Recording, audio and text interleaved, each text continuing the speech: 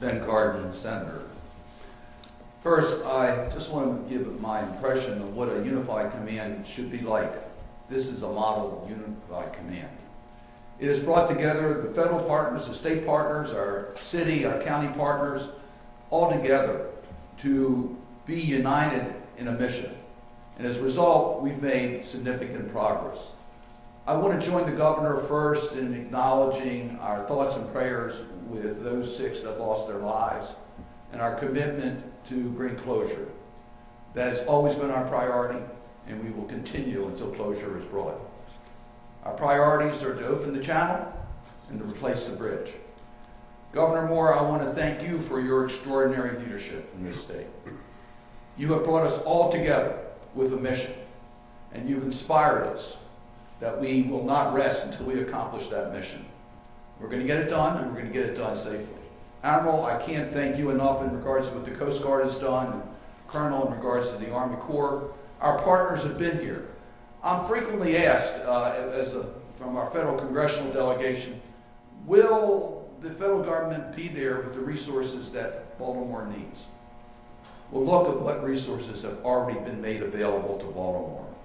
The Army Corps has had the expertise of federal agencies. They've had the money, they've had the resources, they've had the equipment. President Biden has made sure that will be done. We have the resources necessary to deal with the mission of cleaning up the channel.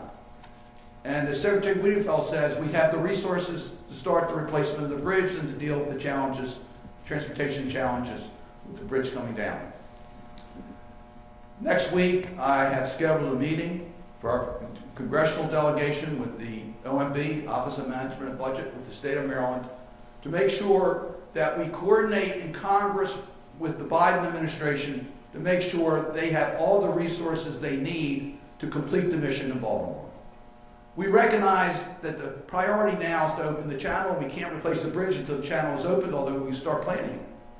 But we need to make sure that we have the commitment moving forward to replace the bridge with the type of bridge befitting our community and the needs of our community. We are committed to making sure that happens. I want to talk a little bit about Trade Point Atlantic because they're making some modifications today that will help us in transition because that's before the bridge. In 2020, Senator Van Hollen and I worked to get a port grant to Trade Point Atlantic to make it more capable to deal with port activities.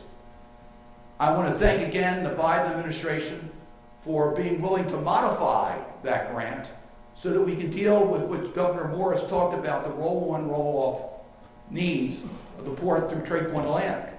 It's that type of flexibility, it's that type of action that is allowing us to try to mitigate the severe damage to our economy and the regional economy as a result of the channel being blocked.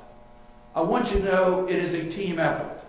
Senator Van Hollen and I have worked closely with the Moore administration along with Congressman Mfume and our entire congressional delegation. Mayor Scott, thank you for your extraordinary leadership working with your counterparts, the county execs of Anne Arundel County and Baltimore County.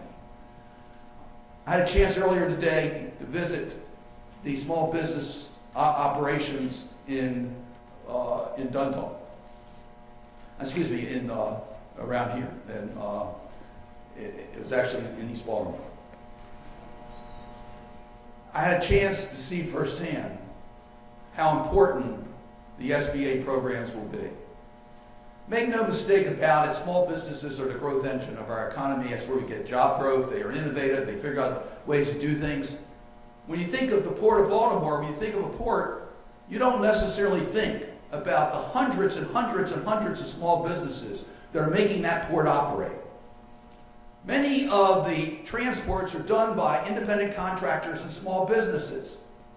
Now, they do things well, so we have an efficient port, but they don't have deep pockets.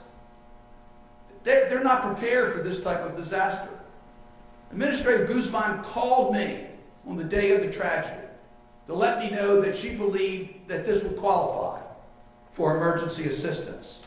She already put together a team to come to Baltimore to help us. And as soon as the state could come forward with their application. It was approved at the federal level. And it means so much. The governor talked about some of those business owners that we saw today. One has 2 employees and 2 trucks.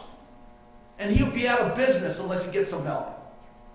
And what we're going to be able to do through this program is give that person the hope the help that they need now, and with the traffic coming through the port, the business, so that they can stay in business.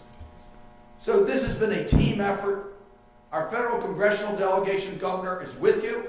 We're going to do everything to make sure you get the help that you need from your federal partners. And I want to thank all of our federal partners who have been here from day one, and they're not going to leave until mission accomplished.